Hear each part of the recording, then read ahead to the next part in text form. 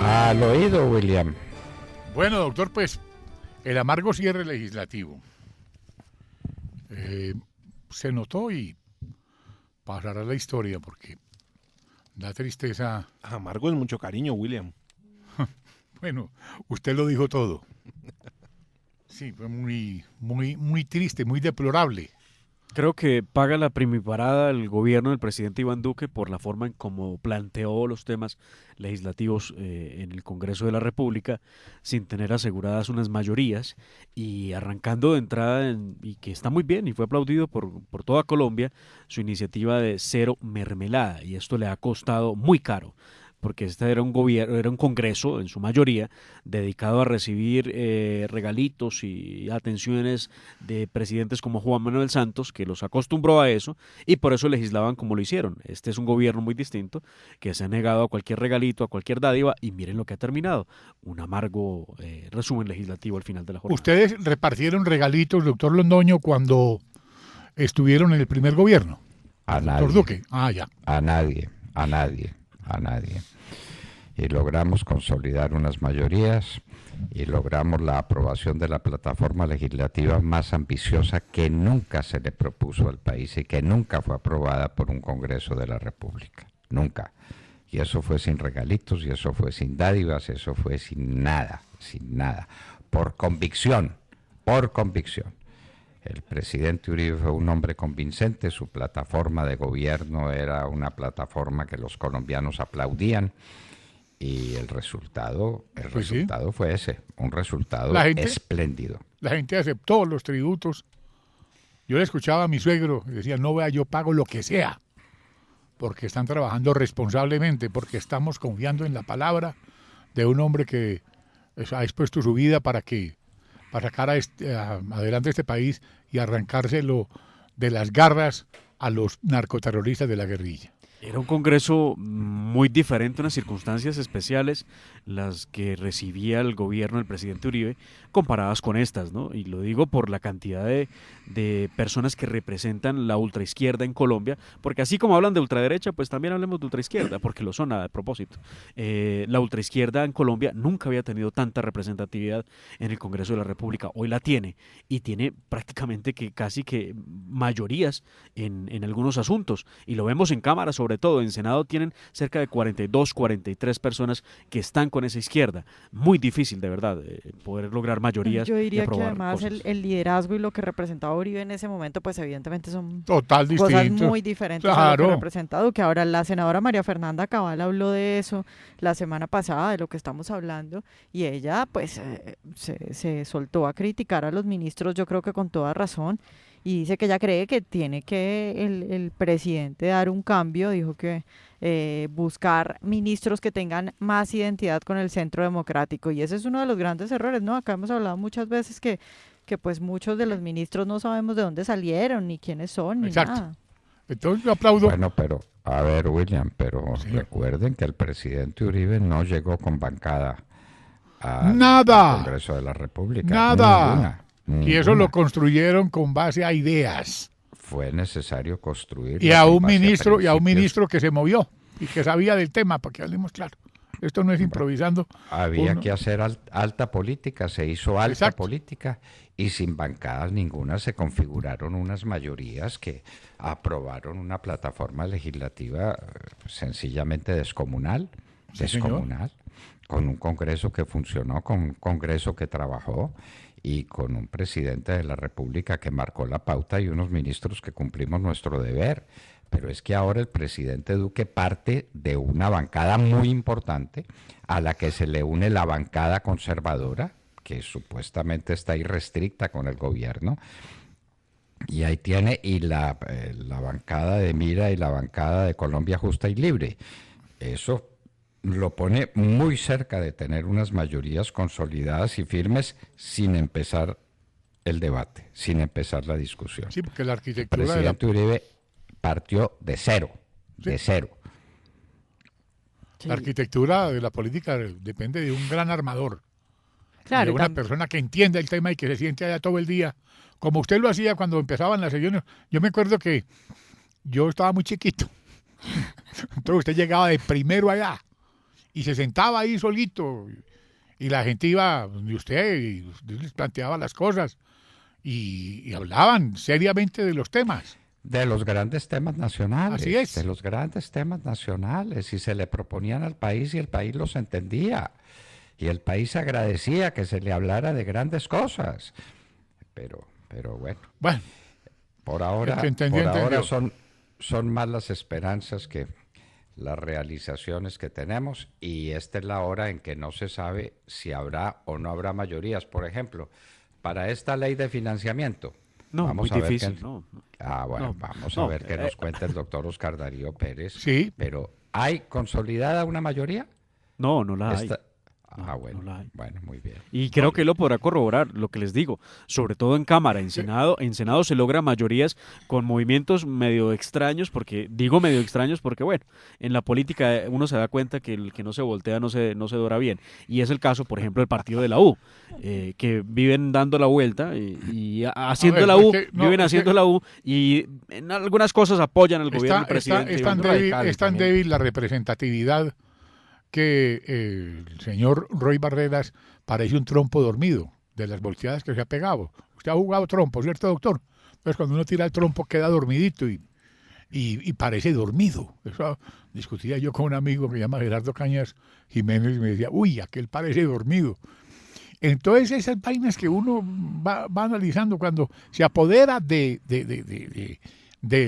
tema, el tipo más, la veleta, como lo es el señor Roy Barreras, pues hombre, yo creo, doctor Londoño, que Bueno, la cuestión es así. pero esta ley de financiamiento arranca en esta discusión de sesiones extraordinarias con una presentación muy difícil de entender. ¿Se necesitaban 14 billones o no se necesitaban 14 billones? Pues en teoría sí, y más, porque Que eran eran 25. absolutamente indispensables al país, al fisco nacional, le hacían falta 14 billones de Recuerde pesos. que empezamos hablando de 25, doctor Londoño, sino que lograron Bueno, de aplazar algo 25 de la deuda. y ¿no? Roy y Roy. Y el ministro Carrasquilla Uy, consiguió 11, consiguió 11 billones y quedamos en Consiguió 14. aplazar 11, sí.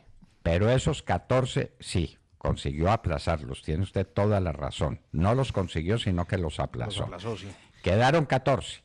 Y entonces vienen los debates entre los ponentes y se hunden 7. Primero se hunde todo lo del el IVA a la canasta familiar, que eso fue una insensatez política de unas dimensiones sencillamente Sí, ahí se echaron la soga al catastróficas. cuello. Bueno, muy bien.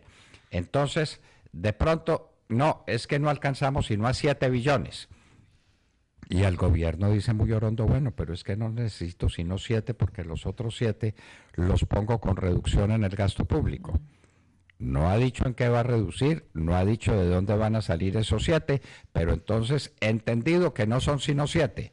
Si no eran sino 7, ¿para qué nos pusieron a hacer el esfuerzo por 14? Cuando ¿Para Juan qué? Manuel Santos dejó esto en la olla, cuando fungía de ministro de Hacienda en el gobierno a ustedes les tocó recibir también la olla raspada por parte de Juanpa. Claro. Y yo una recuerdo tarea que usted con Roberto Junguito trabajaban a fondo y Roberto Junguito no llegaba al Congreso sin su participación. y con dos personajes que fueron fundamentales. Los asistentes o los segundos de Roberto Junguito, que fueron Carrasquilla y Andrés Felipe Arias. Sí, señor. El país nunca les reconoció suficientemente la tarea que hicieron. Y la hicieron, y la cumplieron, y se salió al otro lado, y se consiguió un déficit sobre el PIB que era tolerable para las entidades internacionales. Y eso salvó al país. Bueno, ¿qué va a pasar ahora?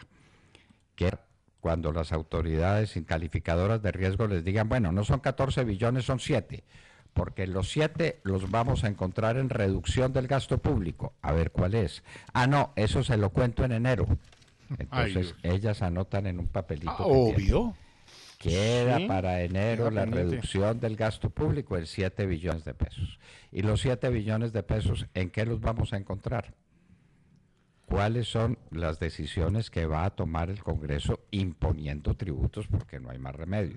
imponiendo tributos por 7 billones de pesos. ¿Cuáles son? No, pues el tema de la cerveza, las gaseosas, ¿no? Tanto que se ha hablado de ahí sale un pedazo.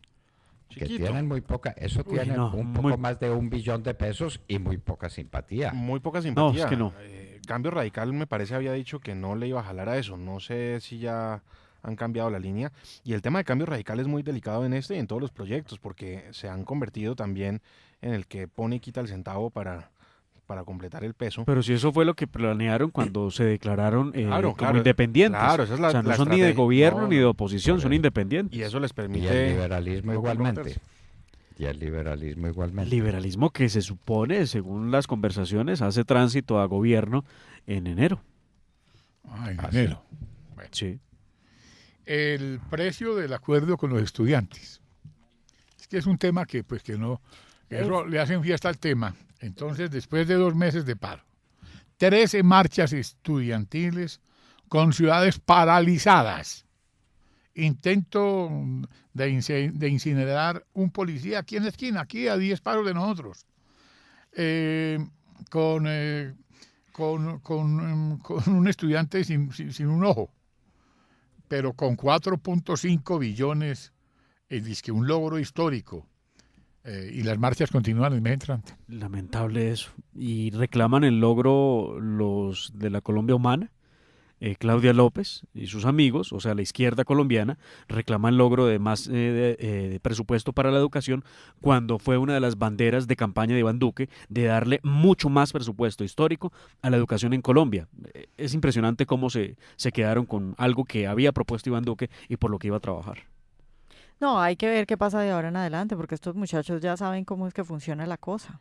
Y además es un descaro, porque muchas personas, o sea, desde acá lo dijimos, pero también muchas otras personas, como ustedes recordarán, el alcalde de Bucaramanga, habló del problema de verdad del funcionamiento de la universidad estatal, diciendo los recursos no se utilizan bien. Entonces yo no vi ni a la ministra de Educación ni a Iván Duque hablando de los temas de fondo de la educación, sino bueno, sí, plata para callarlos, la plata que pidan. Si quieren más plata, pero no vi debate sobre el tema de fondo, que es cómo se utilizan los recursos en las universidades estatales. Tiene razón Vanessa, tiene razón Vanessa. Sí, señor. Y nos quedamos, por ejemplo, sin saber cuál es el presupuesto por estudiante que hay en las universidades estatales comparado con el presupuesto que tengan las universidades privadas más importantes. Las universidades estatales tienen un presupuesto altísimo. ¿Por qué no funcionan? ¿Por qué no están entre las mejores? ¿Qué es lo que les pasa? No, y dicho sea de paso, las universidades públicas no tienen la acogida, o por lo menos los estudiantes de, por ejemplo, programas como Serpi lo paga, que es un buen termómetro de a dónde quiere ir a estudiar el muchacho que sale del colegio, no es ir a estudiar a una universidad pública, porque lo primero a lo que le temen es a que entre a una carrera de 5 años y terminan haciéndola en 8, no porque ellos quieran, sino porque los paros y las marchas no les permite avanzar. No, pero no es... Y aparte de eso, ellos escogen las universidades privadas, las mejores del país, a donde llegan con unas deficiencias enormes y duran un semestre y pierden la beca porque no logran tener el nivel para poderse mantener. Es realmente dramático eso. Pero además del tiempo, que yo creo que lo más importante no viene a ser eso, sino más bien que si ustedes miran el salario de un egresado de universidad estatal es mucho menor al salario de un egresado de universidad privada. Que eso demuestra en últimas que la educación no es buena en las universidades estatales, porque la mayoría de gente lo que quiere cuando estudia no es solo por amor al estudio, sino también salir y conseguir un buen puesto y tener dinero. Y bueno, las universidades privadas sí lo están haciendo bien en eso, las universidades estatales no. Y nos quedamos sin saber, por ejemplo, cuál es el presupuesto por estudiante en una universidad pública. Porque ese es un tema fundamental y ni idea, nadie lo sabe, cuáles son los niveles de aprendizaje en las universidades públicas comparadas con las universidades privadas, nadie lo sabe, no existe sobre eso ningún tema, ninguna aproximación al tema final. Y entonces, ¿en qué estamos? Entonces, todo se limitó a una puja. ¿Me da tanto? No, yo le exijo tanto. no me sirve tanto, le exijo tanto más. ¿Y tanto más para qué? A ver, cuéntenos, ¿para qué? No, hay que dar más presupuestos, y muy bien, más presupuesto para gastarlo, ¿cómo? ¿Para gastarlo en qué? La universidad pública está en mora de hacerle una presentación clara al país de cuáles son los niveles, porque existe en materia escolar, existe el ICFES, y los colegios públicos son sencillamente lamentables, lamentables. Y eso sí que plantea una inequidad. Ahí sí que es cierto que hay una inequidad monstruosa, que el niño que estudia en un colegio público está condenado a tener una menor formación de la que tiene un niño que estudia en un colegio público, menor formación que la que tiene el niño en un colegio privado. Pero vaya uno a decirle eso a FECODE, ¿no? A ver qué dicen. Claro, pero ahí también hay un experimento muy bueno, así como el experimento de Serpi lo paga, que muestra que más del 80% de los estudiantes de Serpi lo paga escogen universidades privadas. En Bogotá, si usted coge los colegios que están financiados, que el Estado los financia, los primeros son los colegios en concesión, que son los colegios administrados por privados. Eso muestra de nuevo que los privados manejan mejor las cosas que cuando se manejan directamente por el Estado. Colegios por concesión que quiso acabar Petro. Sí, ¿no? señor. Sí, señor. Que tenía una verdadera fobia a los colegios por concesión, y son los que funcionan. Sí. Sí, los resultados dan cuenta de ello. No fue lo único. ¿Recuerda usted? Iba a construir los megacolegios. Empezó a construirlos y tuvo que renunciar a seguir con los megacolegios porque descubrió que los megacolegios aislaban a los muchachos de la posibilidad de llegar al colegio, porque eran concentrados en puntos específicos de la ciudad, lo que hacía que recorrieran enormes distancias para poder llegar, y que al haber semejante cantidad de muchachos todos reunidos en un mismo colegio, el tema disciplinario era muy difícil de llevar a cabo en el control que se debe tener sobre ellos. Entonces decidió desistir de una de esas maravillosas ideas que tuvo como alcalde. Claro, vea, pero esas cifras entonces yo creo que quieren decir que si al presidente Duque mañana se le ocurre decir, mire, vamos a dejar de financiar directamente a las universidades estatales y le vamos a dar un bono a cada muchacho, no sé, los más pobres o los que ustedes quieran, esos muchachos no van a protestar, porque esos muchachos van a estar contentos de que puedan ir a universidades privadas, porque eso es lo que muestra Serpi lo paga, que si los dejan elegir, ellos eligen universidades privadas. O sea que si al presidente Duque se le ocurre más bien darle ese dinero a los muchachos para que ellos elijan, ellos van a estar muy contentos. Igual que los colegios en concesión, porque los padres de los niños que están en colegios en concesión saben que sus colegios están entre los mejores y que son mucho mejores que los colegios administrados por el Estado. El tema... La presentación que hace Vanessa es muy importante. No se le dé subsidio a la universidad, sino déle subsidio al estudiante. Y el estudiante llega con su cheque a la universidad que prefiera. Digo, yo quiero tal universidad, y ahí es donde me quiero educar, y aquí está mi cheque. Entonces el estudiante lo dice con pleno convencimiento, porque ahí está su futuro, ¿no? Sí, claro. Vuelve pues también el tema de los buses, doctor Londoño. Ahora nos van a clavar buses de 3 compartimentos. ¿Dónde los van a meter? Porque es que por la séptima, para meter un bus, estos que hay ahora son de 2. Entonces imagínese usted uno de 3, ¿cómo lo van a meter a la séptima para que dé curvas, para que se mueva? Esto va a ser una catástrofe total, y con un gas especial. Hoy hay algunos que son de 3 vagones, ¿no? Sí. Del sistema masivo. No, pero estoy hablando de la séptima, cuando nos vayan a zampar en el tema que el señor Peñalosa pretende, dice para hacer más fácil la movilidad en Bogotá. Eso va a ser un caos total. Lo único que quiere es acabar con el carro privado, que es su obsesión. Y el tema del gas, eso se traen que para no contaminar, pues yo creo que la contaminación se va a dar. ¿Y de qué manera? Nos piden muy respetuosamente unos amigos de Fede Palma que entrevistemos mejor, doctor Londoño, al señor Jorge Vendec, que para que nos hable de los beneficios del diésel y del gas y bueno, toda esta vaina que están defendiendo y de qué manera.